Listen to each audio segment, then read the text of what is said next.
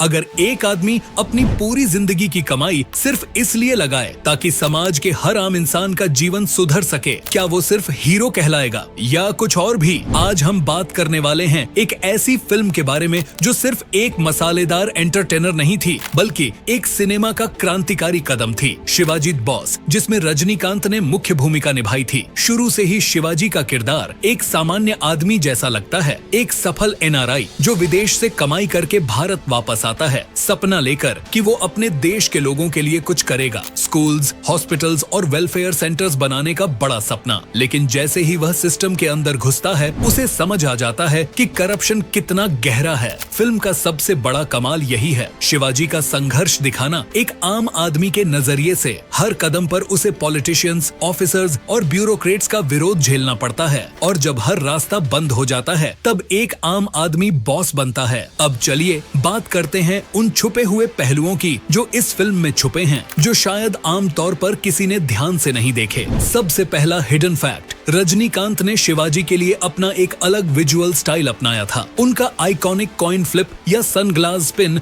सिर्फ स्टाइल नहीं था, बल्कि जानबूझकर एक common man turned style icon की इमेज बनाई गई थी। डायरेक्टर शंकर ने इस स्टाइल के जरिए ये मैसेज दिया था, जब आम आदमी अपनी ताकत को पहचान लेता है तो वह किसी भी सुपरस्टार से कम नहीं होता। दूसरा हिडन फैक्ट, फिल्म में शिवाजी जब एक करप्ट पॉलिटिशियन को डराकर उसकी ब्लैक मनी जब्त करता है, वो पूरा प्रोसेस असल जिंदगी की घटनाओं से प्रेरित था। तमिलनाडु में एक समय बड़े नेताओं के घरों पर पड़े छापों से करोड़ों की ब्लैक मनी बरामद हुई थी। शंकर सर ने इन्हीं खबरों से प्रेरणा लेकर यह सीन लिखा था। तीसरा डिटेल, शिवाजी के मेकओवर वाले सीन में जब वह एमजीआर स्टाइल में आते हैं, सफेद सूट, सनग्लासेस, सिगार, वह एक सीधा ट्रिब्यूट था तमिल सिनेमा के मेगा स्टार एमजीआर को, जो सिर्फ सुपरस्टार नहीं बल्कि एक पॉलिटिकल हीरो भी थे। शिवाजी का यह मेकओवर दिखाता है कि कैसे एक आदमी जब अपनी सोच और छवि दोनों को हथियार बना लेता है, तब वह सिस्टम को हिला सकता है। और अब एक दिमाग उड़ाने वाला फैक्ट, शिवाजी द बॉस का बजट 2007 में 90 करोड़ रुपए था, उस समय की सबसे महंगी भारतीय फिल्म, और इसने बॉक्स ऑफिस पर 250 करोड़ रुपए से भी ज्यादा का ऐतिहासिक कलेक्शन किया। इस फिल्म ने साउथ इंडियन सिनेमा को पहली बार इंटरनेशनल लेवल पर बॉलीवुड के बराबर खड़ा कर दिया। शंकर सर ने शिवाजी के किरदार में एक छोटी सी साइकोलॉजी भी जोड़ी थी। जब शिवाजी सब कुछ हार जाता है, घर,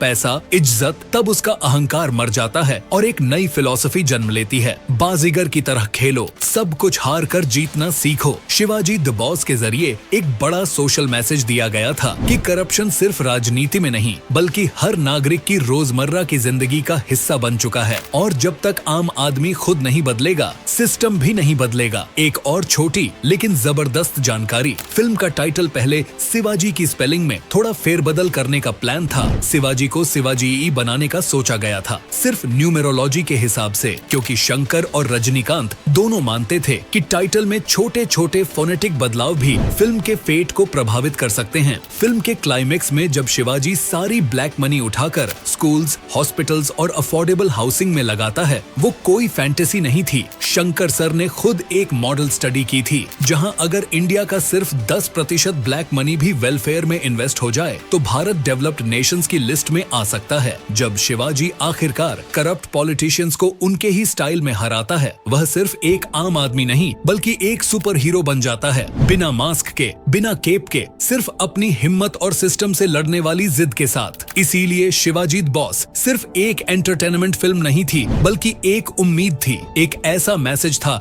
कि जब भी कोई इंसान समाज से थक जाए, वह या तो शिकायत कर सकता है या खुद बॉस बन सकता है। तो दोस्तों, अगली बार जब आप शिवाजी दी बॉस देखें तो सिर्फ रजनीकांत के स्टाइल पर ताली मत बजाइए, उनके किरदार के अंदर छिपी आम आदमी की जीत को भी महसूस करिए। अगर आपको ये डिटेल्ड एक्सप्लेनेशन और छुपे हुए फैक्ट्स पसंद आए हों तो कमेंट में लिखिए Shivaji is the real boss, और वीडियो को लाइक और शेयर करना मत भूलिए। चैनल को सब्सक्राइब करिए, क्योंकि हम लाते रहेंगे ऐसे ही ब्लॉकबस्टर फिल्मों के असली सच और छुपी हुई कहानियां जो सिर्फ देखने नहीं, दिल से महसूस करने लायक होती हैं। मिलते हैं अगले धमाकेदार वीडियो के साथ।